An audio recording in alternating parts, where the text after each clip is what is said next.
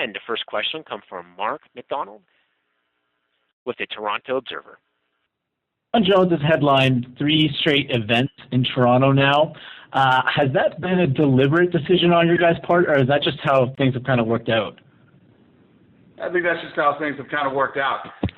Every time we've planned an event in Toronto, John Jones was up to fight again. So. Okay, sounds good. And question for John. If you defeat Alex, it's going to be your 6th consecutive title defense, which is a record at light heavyweight. Anderson Silva currently holds the UFC record with 10. Is that record a goal of yours before you consider maybe moving up in a weight class? Yeah, absolutely. You know, I set out a long time ago. I've set a lot of goals, and becoming the greatest light heavyweight record-wise is definitely a big goal of mine. You know, seeing guys like Anderson Silva with 10 title defenses, it just motivates me a lot to just, you know, keep moving forward and things like that. So, yeah, I mean, this record means everything to me. You know, it kind of feels like my very first fight into, like, you know, just a better future. Thank you. And the next question will come from Jahyun Han with QsConfidential.com. Hi, guys. Question is for John. John, I know that you're from Central New York, and, you know, your 2 brothers went to Syracuse University. Let's say, you know, MMA is legalized in New York. What would it mean to you to fight in Syracuse at the Carrier Dome? Man, to fight at the Loud Dome, it'd be awesome. You know, my brothers have both been able to play football there, and, you know I would have so much love and support, and it'd be great for the economy, and yeah, you know, I know upstate New York has a very strong mixed martial arts following, and it's sad that none of the guys get to ever watch me fight live and in person. So yeah, it'd be a true honor to fight at the Loud Dome and at Madison Square Garden. All right, thank you. And then question for Dana. Dana, I know that Pat Healy's fighting on the card. He's an Oregon native.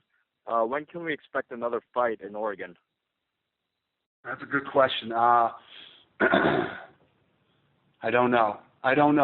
You know, actually, it could happen next year. Probably next year.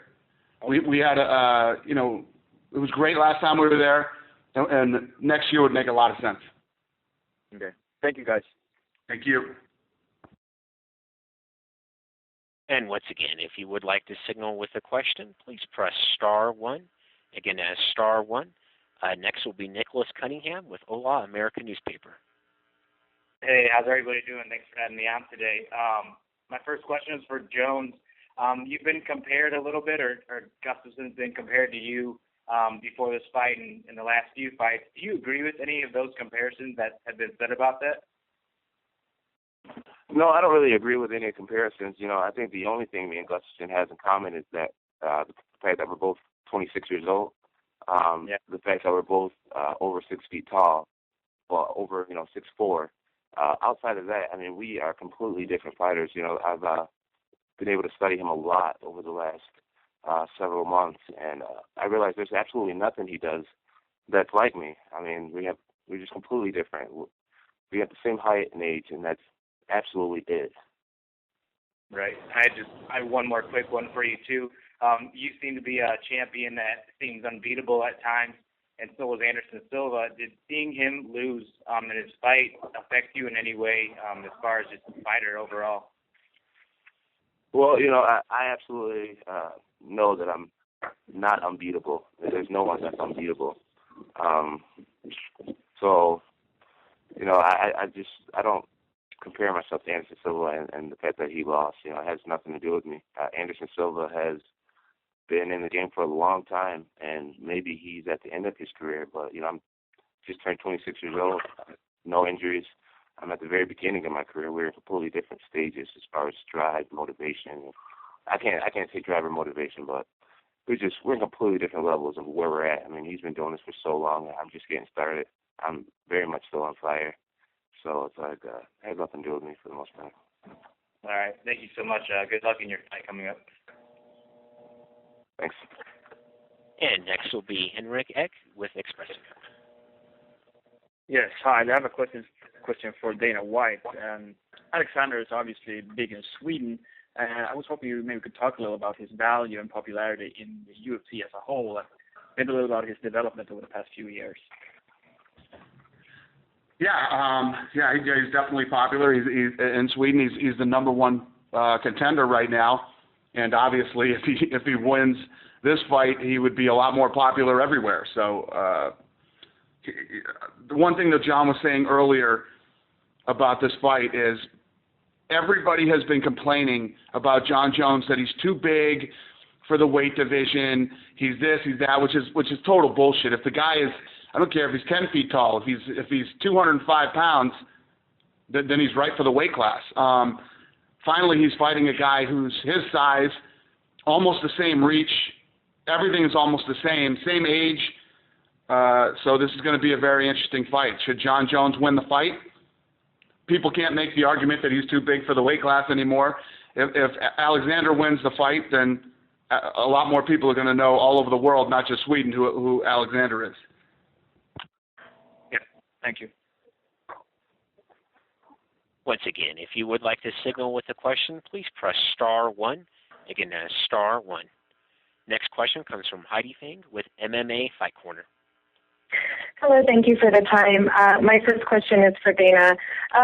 Is this the last time that we see the bantamweights fight for an interim title? Do we have any timeline or expectations for when Dominic Cruz can return? I certainly hope so. I hope this is the last time that it'll be the interim title fight. We're expecting his return at the beginning of the year, and if he can't return at the beginning of the year, then we're going to have to make a decision. And another question for you, if I could, Dana. I normally wouldn't do this on a UFC 165 conference call, but given the situation, I was curious if you had any update on Matt Grice as of today. No, I talked to his wife this morning, and she said everything is the same, and she'll keep me updated as things progress. Thank you. And my next question is for John. Like I mentioned earlier, we've seen two tough champions lose their titles in 2013 with Vincent Henderson and Anderson Silva. Does that really light a fire under you to go after Gustafsson even more so? Not really. I'm always a very motivated guy. I think my motivation and work ethic is the reason why I've been able to accomplish so much in the time that I've been a part of the UFC. And, the champions that have lost this year, again, it has nothing to do with me. These guys don't train at the gym I train at. It's just they're not my teammates. They live in different states that it just has absolutely nothing to do with what's going on with me.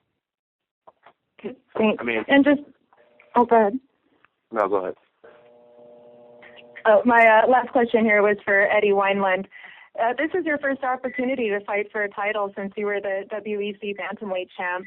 Do you feel like this is a long time coming, and what do you plan to do? What does this opportunity mean for you? The opportunity is huge. I mean, to me, it's almost a homecoming. You trace the lineage of the UFC bantamweight belt, it becomes the WEC belt. I was the first holder of the WEC belt, so again, to me, that's a homecoming. I've been training my butt off, and I'm going to come and put it all on the line, and my plan is to take that belt back to Indiana with me. Okay, thank you for the time.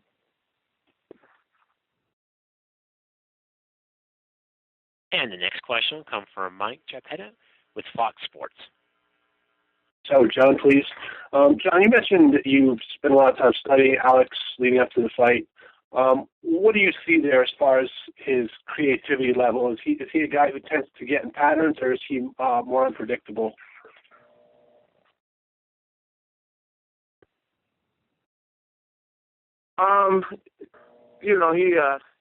He's a good fighter. He's a good fighter. He has his style. He has his ways. I think every fighter has major tendencies, and me and my coaching staff in every category, the ground, kickboxing, boxing, and wrestling, I think we figured out his tendencies and his safety spots and what he likes to do when he's uncomfortable and all this different stuff. So we're comfortable. I don't think Alexander is the most unpredictable fighter. I've studied his fights very extensively, and I think I figured out some of his favorite go-to strikes and defenses to things. So I wouldn't call him the most unpredictable fighter now. in talking to fighters over the years, I mean, so many fighters don't like to watch and study tape the way that you do. They say it kind of weighs them down in the cage. Why is it so important for you, and why does it work for you? Why is studying so important? Yeah, why does it work for you? Other fighters say that they're like weighed down, you know, in the cage. They feel like there could be too much knowledge going in their head and they can't actually perform. Why is it something that works for you so well? Well, I think that, you know, any fighter can be beaten by anybody in any day, and I think what makes me different in a lot of ways is that I know what I'm getting into. I know where I need to be the sharpest, where I need to have my counters the sharpest, where I need to have go-to moves. So I study my opponent, and when I get in there, you know, I tend to feel one step ahead of the game, and I know it comes from the studying. So that's what studying does for me. I feel it's like a test. You know, you do your homework and you study, you should feel nice, relaxed, and calm when it comes to that final exam. And that's just how it's been for me. Okay, thanks. For Alex, I wanted to ask you, you know, on the same vein, are you a film studier yourself, or do you have a different approach? Can you take that again, please? Do you study film like the way John does extensively, or do you just kind of look at one or two fights and just, you know, trust yourself in the cage? No, I'm studying a lot too. I do, and we try to break down. You know, John, you know, his lost fights into pieces and try to go through everything. That's what we do, and you know, my coaches do it, and you know, I got 100% full trust in my coaches, and you know, I'm doing my homework here too, so I'm just getting ready. Okay, then I just had one question for Dana. You said that you're expecting Dominick Cruz's return at the beginning of next year.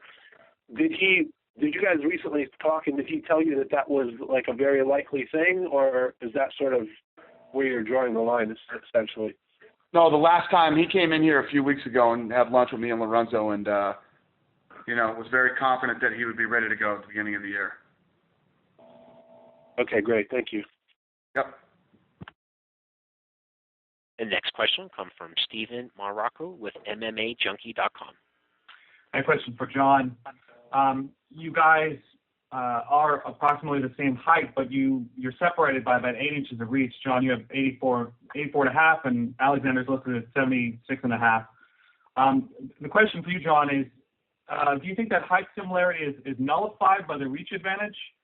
And how specifically do you think that's going to play out when the fight takes place? You know, honestly, I think Alexander, you know, he has a long reach and he's tall. You know, I'm training with a lot of guys who are tall as well, who have really fast hands, good with their hands, and good with their kicks. I just believe that I use my reach better. I mean, if you watch my fights and you watch Alexander's fights, you know, he gets hit a lot with, you know, a lot of different punches. With me, you know, I've gone through some fights where fighters have only punched me once. I mean, I fought Rampage Jackson, he hit me like twice in the whole fight. Leo Machida was able to touch my face like twice in the whole fight. You know, I'm fighting against the best guys in the world, and a lot of them never even get a chance to punch me in the face throughout the fight. So I just believe that I use my timing, my rhythm, my distance a lot better than his. I think the proof is in the pudding. Alexander, how have you dealt with that in training camp, dealing with that sort of reach disparity? Well, I've been training with a lot of guys that similar John in many different ways. You know, and I try always to be a better Alex for every fight. You know, that's what I try to do. I'm training my ass off, and I just do improvements every day. And so, you know, I'm feeling great, and you know, I can't wait. And my reach is not 76.5. It's 81.2, by the way. I just want to mention that. So. Okay, yeah, sometimes these stats are off, so I apologize. But no worries. But you know, like, for example, it's not always about reach. It's about footwork. You spin fast, you know, in and out, you know, stuff like that. And, you know, I'm really making sure you know, I've really done my homework here, and I'm super motivated. Well, with that being said, do you think you're going to be able to win the fight from outside, or do you think you really need to get in past that the end of his punches? Do you think you're going to be able to win this fight if you stay on the outside? Yeah, I will win this fight. Been staying on the outside. No doubt about it. Okay. Thanks very much. Thank you. And moving on, the next question comes from Dave Bieber with Post Media. Hi, thanks you guys. I'd like to start with Eddie, if I could. We've seen quite a few examples where, for whatever reason, a fight gets delayed, X happens, Y happens, all of a sudden guy loses his title shot. Were you concerned at all, or how much disappointment was there when the original date was delayed from June? I was bummed. It's the culmination of what I've worked for the last 10 years of my life, and the rug gets pulled out from under me. But it's the nature of the sport. Injuries happen, and they told me to keep training as if I were fighting. And as it got delayed longer and longer, the worry that Dominic was going to come back and those two were going to fight, and there were so many different factors in there that it just until I got that call that, hey, you're fighting Hennon again, I was on edge, and I wasn't really sure what was going to happen. The fight that I really wanted was obviously Hennon, and I'm just happy that he recovered fast, he healed fast, and he's 100% healthy and ready to go. Who gave you the call, or how did you learn that the bout was back on and that you were still getting your shot? I heard through Twitter. He had mentioned that his ankle was better and this and that, and immediately we started bantering back and forth. Then I had got on the phone with Sean Shelby, asking him if it was going to happen. He didn't know what was going on yet, and in the end, it was hey, you're going to be in Toronto, and it's Hennon again. So it all fell into place. All right. It's been big swing for you since your 128 fight against Uriah. You come in, lose 2 fights. 3 can be a magic number. Well, not so magic, but 3 often gets guys cut. How anxious were you at that point? You've turned it around 2 in a row, get the title shot, but after losing 2, how anxious were you at that point for your prospects? I wanted to get back on track. I wanted to get back to where I knew that I could be, and I was fighting a tough guy in Scott Jorgensen, and I reset my mental mindset to the point of I'm not getting beat no matter what. This guy can't do anything to me, and my last couple of fights, I've just reset myself mentally. Physically, I've always been there. Mentally, I had made myself tougher. Not that I wasn't before, but like I said, I hit the reset button, and I'm back to my old self and doing what I like to do. Thanks, Eddie. Hennon, quick one for you. After 2 title wins, do you consider yourself the number 1 fighter in the division? Dominic's been out a while. You've been the one in the title fights. Are you the guy to beat in the division? Não, ele pergunta, bom, você já defendeu seu cinturão interino e o Dominic está fora há um tempo. Então, você se considera o cara número 1 da divisão dos galas? Você considera que você é o cara que todos têm que derrotar? Eu acho que com certeza, né? Eu acho que, não desmerecendo ele, mas ele acho que vai fazer 2 anos que está afastado. Então, desde o primeiro momento que eu conquistei o cinturão, que eu já defendi pela primeira vez, essa vai ser a segunda, eu me considero campeão, com certeza. Well, certainly. Dominic has been out for a while. It's going to be 2 years now. And, no disrespect to him, but from the moment I won this bout and I have defended it once, I've considered myself the champion for certain. Okay. Thanks, Hennon. And last quick for Dana. How's gate and ticket sales looking at this point? I have no idea. Okay. All right. Thanks, Dana. And next will be Damon Martin with BleacherReport.com. Yeah, first question is for John.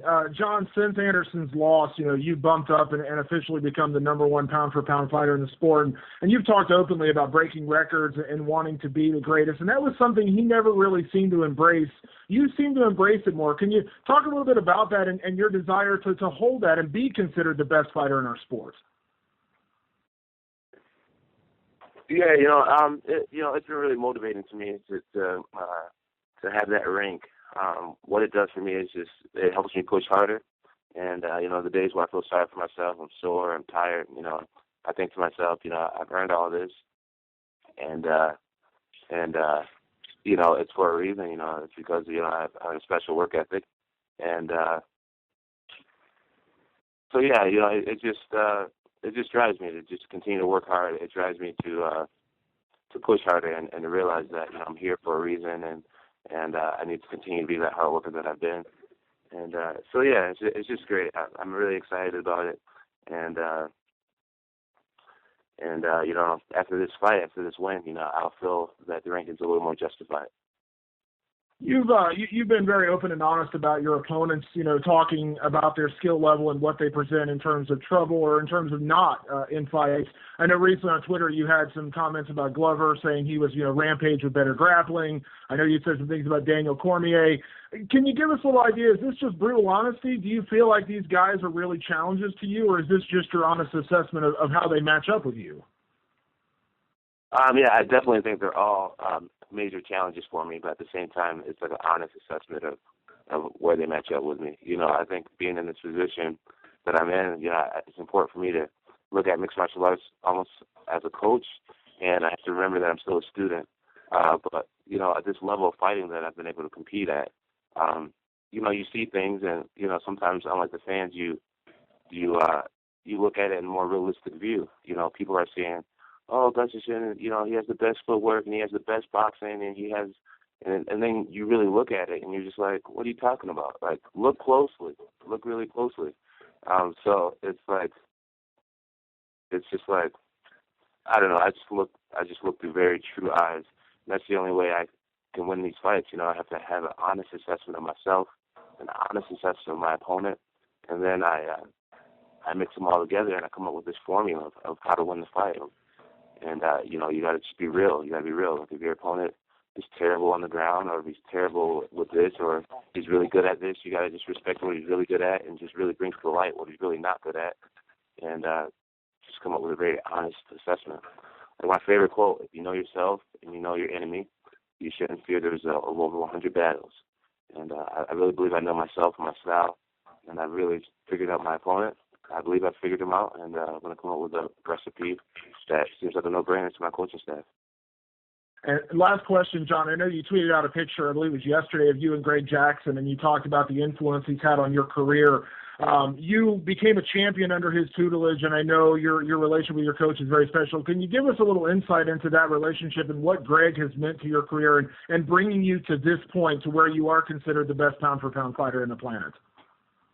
Yeah, it's the reason why I put that out there is because, I really don't talk about Greg enough and all the things he's done in my career. He's really helped change my psychology a lot. I've always been a hard worker, but since I've joined this team, I think just that whole embracing true pain and embracing suffering, these are things that he's been able to teach me that's just brought me to a different level. You guys have seen me with a broken toe. You've seen me get my arm pretty much snapped. And you've never seen me tap out. It's just that's subconsciously that's things that Greg has taught me, just to be comfortable being uncomfortable and to realize that in order to ever be a warrior, you have to be able to endure suffering that most people won't be willing to go through. So yeah, he's changed my psychology, and I'm all forever grateful for that. But when we talk about Jackson mixed martial arts, there's so many names that fall under that. We have Mike Winkeljohn, who I believe is the best kickboxing coach in the game. I've been able to out-kickbox guys like Leo Machida, just guys who've been doing kickboxing their whole life. And, I just started 5 years ago, and I have to credit that to Mike Winkeljohn. Izzy style wrestling. 100% takedown defense. I take down any wrestler, any fighter I want to take down. And that's because I have phenomenal coaches. I just added a new coach to my team, a new boxing coach. So don't be surprised if you can see me in the pocket, exchanging, weaving punches, retaliating. I just got a great program. I truly believe with my whole heart that I'm coached by 5 of the smartest coaches in the world, and that's why I've made it this far. Awesome. Thanks a lot, John. Once again, if you would like to ask a question, please press star 1. Again, that is star 1. The next question will come from Matt Beadle with Zoo Magazine. Hi, thanks, guys. Thanks for taking the time out today. Just a quick question for John Jones. Hi, John. I was actually just quite interested to know what gets you excited and motivated outside of the UFC in terms of personal hobbies, personal interests, and things like that. Well, can you repeat your question? I'm sorry. That's okay. I was kind of wanting to get to know the John Jones outside of the UFC. What kind of gets you motivated and interesting in terms of hobbies and interests? I would have to say my biggest motivation is my brothers. I have a fear of not being a pro athlete anymore and having 2 brothers who are still pro athletes, and that just drives me. That drives me to not only be a pro athlete but to be at the top of my game. I believe Chandler's going to be a Pro Bowler really soon. I believe Arthur has potential to be a Pro Bowler. He's already won the Super Bowl. So I just want to keep up with my family name and just hold my weight. Is there some friendly rivalry there between you in terms of like not a fierce competition but a sort of fun competition between you guys? Yeah, it's a friendly competition for sure. It really is not much of a competition anymore. We just always are promoting each other, pulling for each other, wanting to see each other do well, just staying on top of each other, making sure none of us are too far distracted at any point in our careers and things like that.